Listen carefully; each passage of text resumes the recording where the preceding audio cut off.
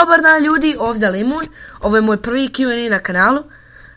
Znači, sad mislite imaš 18 subova, zašto radiš Q&A? Znači, ovo nije običan Q&A, ovo je friends version Q&A, znači, pitanje postavlja prijatelj i možemo da krenemo. Znači, prvo pitanje postavlja Nikša Jakočić. Kad bi ti doktori rekli da imaš još jedan dan života, šta bi uradio za taj dan? Jednostavno bi rekao doktorima da me odmah ubiju, jer previše bi se prepo.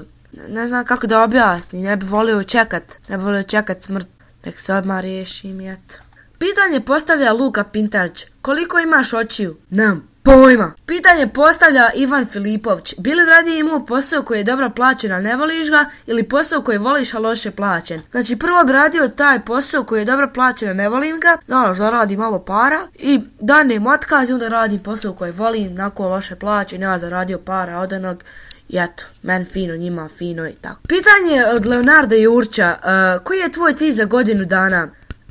Da ne ostanem isti razred. Pitanje od Luke Marosa. Jesi li ikad išta trenirao i šta si trenirao? Znači, trenirao sam nogomet, karate, tenis, košarku i to je otprilike to. Pitanje od Roberta Ivoša. Koliko si puta govana jeo?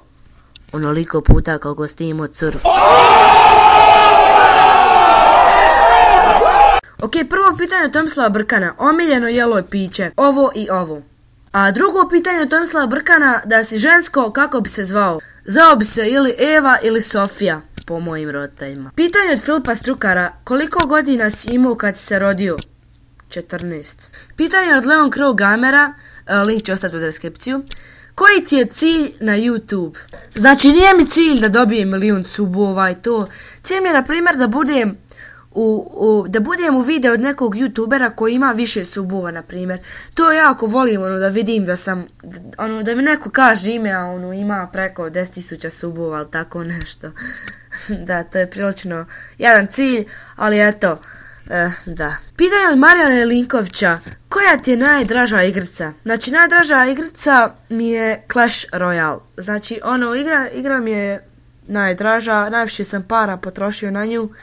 I da, preekstra igrica, igrajte ju. Uglavnom ljudi, to bi bilo to što se tiče ove epizode. Ako vam se svidjelo, ostavite like, subscribe-ajte naravno.